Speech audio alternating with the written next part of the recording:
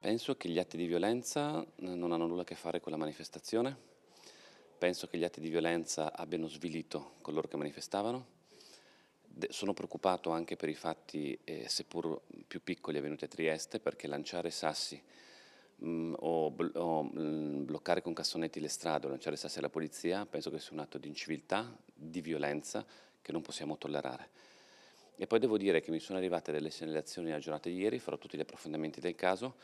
dove all'interno, non legittimamente gli insegnanti che scioperavano hanno scioperato, ma all'interno delle classi qualcuno è rimasto e ha fatto delle lezioni unilaterali senza un punto di vista critico su uno o sull'altro punto di vista. Questo penso che sia intollerabile, penso che chi lavora all'interno dell'istituzione e forma i nostri ragazzi non può utilizzare le ore di lezione per portare avanti una propria idea come verità assoluta, senza un contraddittorio o senza capacità di critica.